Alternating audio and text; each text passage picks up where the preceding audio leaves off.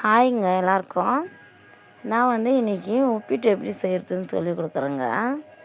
எனக்கு தெரிஞ்ச மாதிரி நான் உங்களுக்கு சொல்லி கொடுக்குறேன். நான் செஞ்சேன், நல்லா தான் இருந்துச்சு. நீங்களும் செய்யுங்க. பாருங்கள், தேவையான அளவுக்கு எண்ணெய் எடுத்துக்கோங்க. நம்ம எவ்வளோ செய்கிறோமோ அதுக்கேற்ற எவ்வளோ எண்ணெய் ஊற்றணுமோ எண்ணெய் ஊற்றிக்கலாம். கடுகு கருவேப்பிலை போட்டுக்கலாம். அப்புறம் கொஞ்சம் வெங்காயம், கொஞ்சம் தக்காளி, 2 தக்காளி எடுத்துக்கினேன். நான் ஒரு பக்கம் ரவை வறுத்து எடுத்துக்கினேன், இன்னொரு பக்கம் தாளிச்சிட்டு இருந்தேன். 2 தக்காளி, 2 வெங்காயம் எடுத்துக்கினேன். பச்சை மிளகாய் 4 எடுத்துக்கினேங்க. கொஞ்சம் உருளைக்கிழங்கு, கொஞ்சம் கேரட்டு, பீன்ஸுங்க. இதெல்லாம் போட்டு வதக்கிக்கணும். எல்லாம் வதக்கி எண்ணெயில் நல்லா கொஞ்சம் வெந்துருச்சு. பாருங்கள், இந்தமாரி நல்லா கலரி விட்டுக்கணும். ஃபஸ்ட்டு எண்ணெய், அப்புறம் கருவேப்பிலை, கடுகு, அப்புறம் வெங்காயம், அதுக்கப்புறம் தக்காளி, பச்சை மிளகா, அதுக்கப்புறம் காய்கறிகள் அதெல்லாம் வதக்கணுன்னே நம்ம எவ்வளோ தண்ணி, எவ்வளோ ரவை எடுத்துருக்கோம் அது பார்த்துக்கின்னு நம்ம தண்ணி மிக்ஸ் பண்ணோம். நான் 1 கிளாஸ் ரவை எடுத்துருக்கேன். 1 கிளாஸ்னால் 1/4 கேஜி இருக்குது. 1/4 கேஜி இருக்கும். 1/4 கேஜி ரவை வறுத்து எடுத்துக்கின்னு அது சூடு ஆறிடுச்சு ஒரு பக்கம்.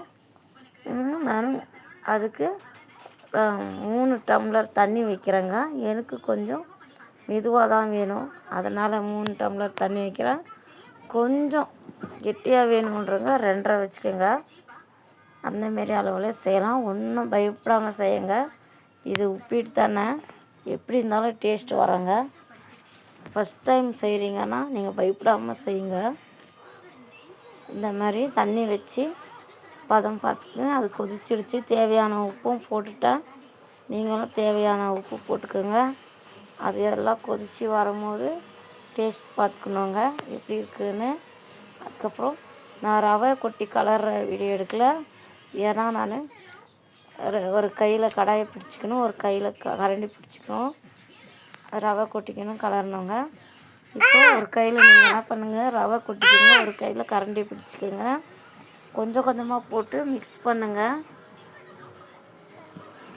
கொஞ்சம் கொஞ்சமாக போட்டு மிக்ஸ் பண்ணும்போது கெட்டி ஆகாமல் வரும். நீங்கள் ஒரே வாட்டி போட்டு கொட்டிட்டு கலர்னா உண்டை கட்டிடுங்க. நான் சொன்ன மாரி செய்யுங்க. அதை அப்படியே கை விடாமல் கலரிக்கிட்டே இருக்கணும். மெயின் இதுக்கு என்னென்னா, ஸ்டவ்வு கொஞ்சம் ஸ்லோ பண்ணியிருக்கணும். ஸ்லோவில் வச்சு தான் கலரணும் எப்பயுமே உப்பிட்டு கலரும் போது, இல்லைன்னா நம்ம மேலே தெளிச்சிடுங்க. இது முன்னெச்சரிக்கையாக சொல்லின்னு இருக்கவங்களுக்கு. எப்பயுமே ரவை கலரும் போது ஸ்டவ் கம்மியாக வச்சுட்டு தான் கலரணும். பாருங்கள், எல்லாம் கலரிட்டேன். இப்போது நம்ம கொஞ்சம் ஸ்பீட் பண்ணின்னு கம்மி பண்ணிக்கலாம் ஸ்டவ்வு. இந்தமாரி கலரி விடுங்க. ரொம்ப சுவையான உப்பிட்டு ரெடி நம்மளுக்கு. நான் ஒரு பக்கம் பாலையும் காய்ச்சிக்கிட்டேன். உப்பிட்டு சாப்பிட்டுருந்தோம். அப்படியே கொஞ்சம் காஃபி குடிச்சிக்கலான்னா ஏன்னா எனக்கும் என் ஹஸ்பண்டுக்கும் கோல்டு, அதனால் சூப்பராக வந்திருக்குங்க. நீங்களும் இந்த மாதிரி செஞ்சு பாருங்கள். ரொம்பவே டேஸ்டியாக இருக்குது. இதில் காய்கறி போடவும். நீங்களும் இந்த மாதிரி செஞ்சு பார்த்துட்டு எனக்கு கமெண்ட்டில் சொல்லுங்கள். சூப்பராக இருக்குங்க. ரொம்ப அருமையாக டேஸ்ட்டாக வந்திருக்கு. ஓகேங்க, பாய்.